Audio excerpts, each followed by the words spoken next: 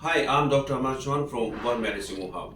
And Verve Manikin Hub is the first Indian company to design and manufacture mannequin for training doctors. And we have designed, various kind of mannequins. But today, I'm going to demonstrate how to do a IO insertion on Verve mannequins because Verve has also designed IO needles and power driver for real patients. So here are our equipments. But I would like to talk before you do any procedure. You must know number one, you must take the informed consent. You must know and have the proper indication. Then you should have your preparation, your supplies for the procedure. Like for example, I am doing IO access, so I have a power driver, I have needle, I have a needle fixer and the connector, syringe, and the mannequin. And then you should know the steps of the procedure. At the same time, you should know what are the complications and what are the contraindication of the procedure. So these are the 6 steps under which you must do any procedure, and you will never fail.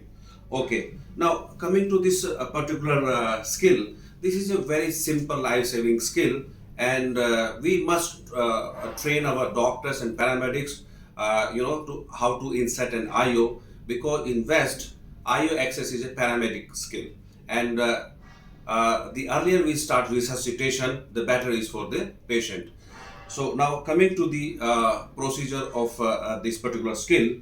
So what is our landmark? So our landmark is, of course, the tibial tuberosity and 1 to 2 centimeter on the anteromedial surface. Okay, we'll be going. And before that, the indication, as I told, is like if you are not able to get peripheral IV access into attempts, then we must not waste time in looking for vein or doing multiple puncture, because in sick trauma or non-trauma patient, resuscitation is time based, it is time dependent. The earlier we start resuscitation, the better patient outcome we will have. So we must have an indication, and this is the indication. So and the sites are proximal tibia, the distal tibia, and the distal femur, then the sternum and the humerus.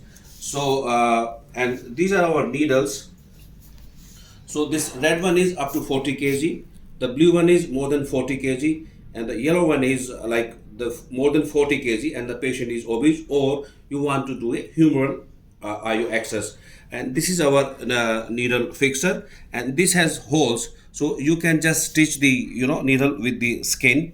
And this is our power driver, and this is the connector. So now coming to the procedure. If the patient is conscious, just give local anesthesia. If the patient is unconscious, just directly drill in. So mount the needle. This is our IO needle, Verve IO needle, power driver. Mount the needle on the power driver, and on the anterior medial surface, as I talked earlier, 1 to 2 centimeter. And in children, you should be going slightly caudal. Your angle should be slightly towards the foot, so that you don't damage the growth plate. But in adults, you can directly drill at 90 degree. And this is a misconception that this is a skill only for pediatrics, but no, this skill is for all age group, for all kind of patients. You can do IO access.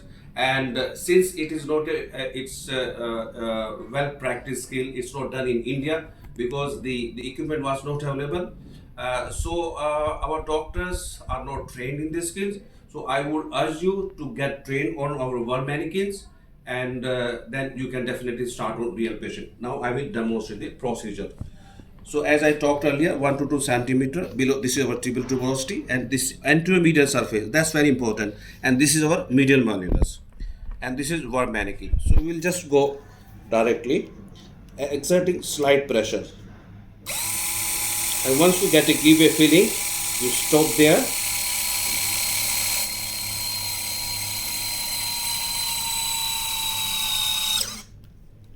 Stop there. Remove the stillet. Apply the fixer. Connect the connector, and then you aspirate slowly, because if you aspirate too fast or too strongly, then you won't get any aspirate. And sometime when patient is too dehydrated or in shock, you might not get any aspirate. In that circumstances, you must push some saline approximately 5 ml, and if you don't get any resistance, then also you can start IV fluid. And the other way confirming whether your IO placement is right or not, that you can do a squeeze test. You squeeze the calf muscles, and if your fluid infusion stops by the squeeze test, that means the IO is not in the right place. And the one trick is that once your IO needle is firmly embedded in the needle, that also means that it is inside the right place.